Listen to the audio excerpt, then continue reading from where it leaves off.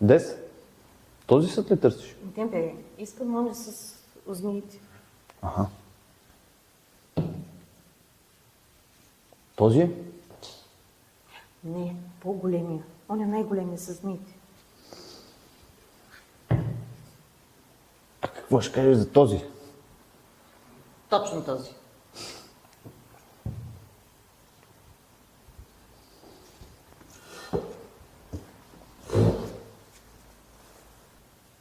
Добре.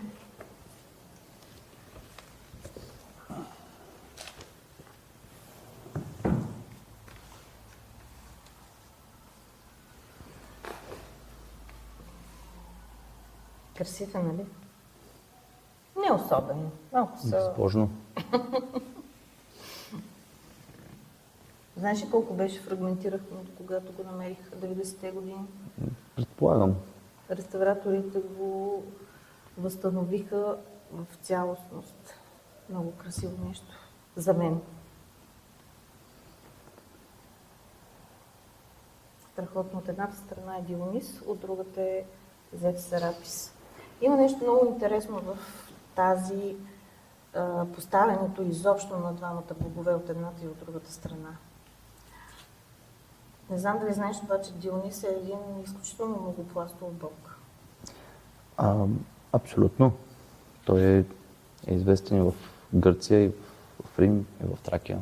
Но всъщност почва от траките. Така Абсолютно. Всъщност, той в различните култури се назвава по различен начин. Да. В смисъл такъв, неговите съпътстващи божества се назвават по различен начин. Тук не са предадени, но пък да. Но пък изключително добре е изобразен и Дионис, и Зевс, който всъщност му е баща.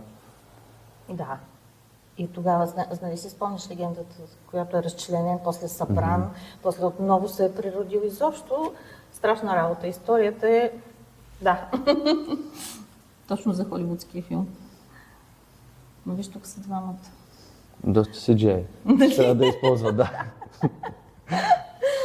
И гроздовете, виж колко хубаво е пресъздадено всичко това. Обаче аз имам една изненада за теб.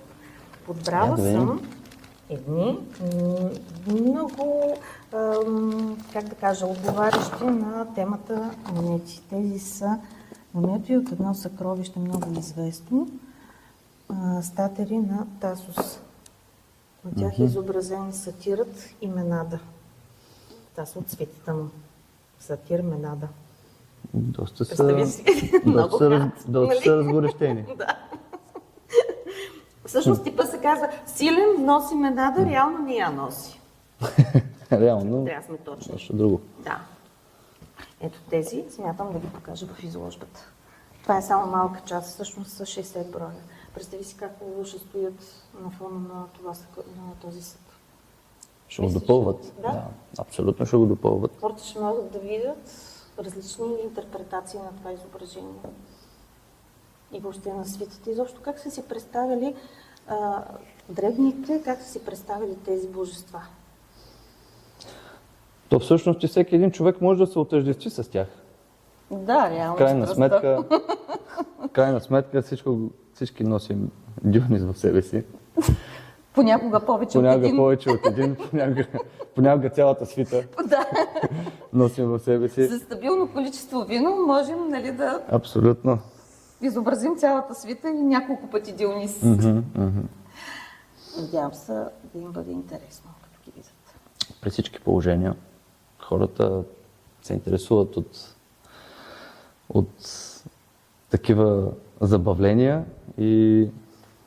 Да, ще има лека закачка. Да, и закачки, разбира се.